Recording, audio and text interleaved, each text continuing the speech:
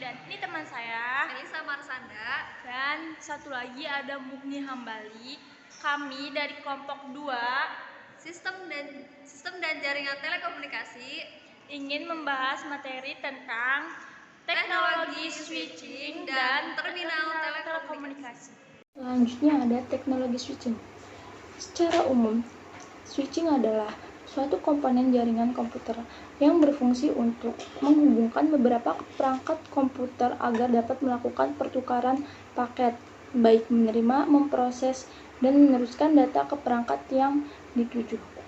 Secara umum, fungsi switch dalam jaringan komputer adalah sebagai konsentrator yang menerima dan membagi data antar perangkat komputer. Adapun beberapa fungsi switch adalah sebagai berikut. Yang pertama itu ada address learning.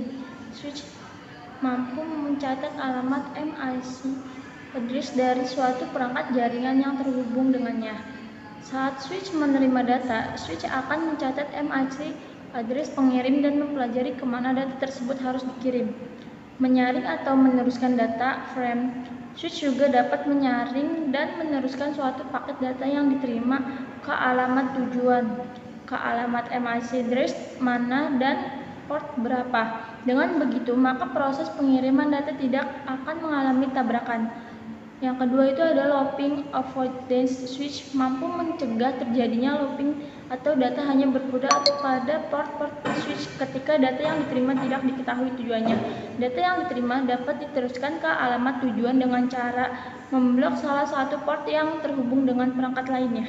Terminal merupakan perangkat yang menjadi end user dalam suatu sistem telekomunikasi atau biasa disebut pesawat yang berfungsi sebagai antarmuka antara sumber informasi di pengguna dengan sistem. Sinyal yang berasal dari sumber terlebih dahulu diubah ke dalam bentuk sinyal yang sesuai dengan karakteristik saluran transmisi. Atau dengan kata lain, pesawat biasanya bekerja sebagai transducer atau alat yang mampu mengubah suatu bentuk energi menjadi bentuk energi yang lainnya. Terminal telekomunikasi dikelompokkan berdasarkan beberapa jenis sumber informasi berupa sinyal-sinyal suara, yaitu radio dan pesawat, sinyal-sinyal tulisan yang berupa telegrafi dan teleprinter, yang ketiga ada sinyal-sinyal gambar yang berupa faksimili, dan keempat ada sinyal-sinyal data yang berupa modem. Yang pertama itu ada jenis terminal telekomunikasi yang berupa sinyal suara, yaitu radio. Nah, radio penerima itu merupakan suatu terminal untuk menerima sinyal-sinyal suara, dan namun dapat juga untuk menerima sinyal-sinyal yang berbentuk seperti tulisan, gambar, maupun data. Jadi radio penerima juga menerima penyaluran segala macam bentuk sinyal-sinyal, karena radio penerima ini adalah suatu peralatan yang digunakan untuk menerima segala macam sinyal yang dikirimkan melalui udara. Jenis radio yang pertama yaitu ada Strike Amplification Receiver yang terdiri dari antena yang digunakan untuk menerima gelombang elektromagnetik yang dipancarkan oleh antena pemancar. Yang kedua ada tuning circuit, yaitu rangkaian filter yang frekuensi resonansinya itu sama dengan frekuensi yang diterima, sehingga memungkinkan untuk menseleksi dan untuk memisahkan gelombang yang diperlukan dari gelombang-gelombang yang lainnya. Yang selanjutnya ada radio frekuensi amplifier yang digunakan untuk memperkuat gelombang yang diterima dan untuk meredam gelombang-gelombang lain dari pemancar lain yang bercampur dengan gelombang yang dimaksud. Yang selanjutnya ada detektor, melakukan proses demodulasi, yaitu memisahkan sinyal informasi yang dikirimkan dari gelombang pembawaan. Sinyal yang sudah didemodulasi sudah mempunyai frekuensi sebesar audio. Yang selanjutnya ada audio frekuensi amplifier yang digunakan untuk memperkuat sinyal keluaran dari detektor yang berfrekuensi audio yang kemudian disalurkan ke loudspeaker. Loudspeaker yang digunakan untuk mengubah sinyal elektrik untuk menjadi gelombang suara atau akustik. Jenis radio yang kedua yaitu ada super heterodyne receiver. Cara kerjanya itu frekuensi sinyal keluaran RFA atau FR akan dicampur dengan suatu frekuensi sinyal tertentu dari osilator atau FO pada mixer, sehingga itu menghasilkan frekuensi superposisi FR dengan FO yang disebut super heterodyne. Yang selanjutnya ada frekuensi baru tersebut berupa FR plus FO dan FR sampai dengan FO. Frekuensi FR sama dengan FO intermediate frekuensi atau IF.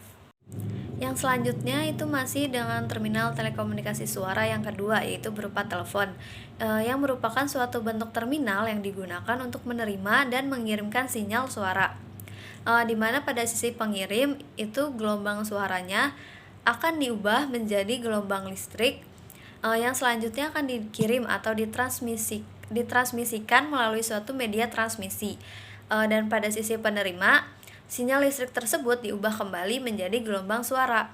Jenis terminal telepon terdiri dari telepon individu, telepon umum, telepon tanpa kabel, PBX, PABX. Jenis terminal yang selanjutnya yaitu yang berupa sinyal tulisan, yang dimana itu ada telegrafi, yang merupakan suatu terminal tulisan di mana informasi yang akan dikirimkan dan yang akan diterima itu berupa tulisan atau huruf-huruf yang diwakili oleh kombinasi dari kode-kode.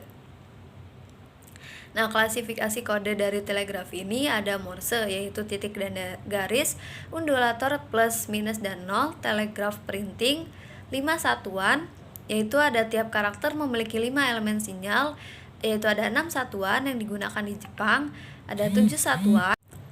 Jenis terminal telekomunikasi yang selanjutnya yaitu ada jenis sinyal gambar yang berupa faksimili, yang merupakan terminal untuk mengirimkan informasi yang berupa gambar diam secara point to point. Nah, prinsip kerjanya itu informasi yang berupa gambar itu terlebih dahulu di-scan dengan intensitas cahaya tertentu yang kemudian hasilnya akan diubah ke dalam sinyal elektrik yang kemudian akan dikirimkan via saluran transmisi, dan di penerima sinyal tadi diubah kembali untuk kemudian dicetak ke dalam lembar kertas. Jenis terminal telekomunikasi yang selanjutnya itu ada terminal yang berupa data. Informasi yang akan dikirimkan itu berupa data-data. Nah, data-data ini itu dapat berupa tulisan, grafik, maupun gambar-gambar. Pada terminal untuk data, informasi yang akan dikirimkan itu akan diproses atau diolah dulu, sehingga akan diterima oleh terminal yang akan dituju. Itu adalah hasil dari pengolahan atau pemrosesan informasi.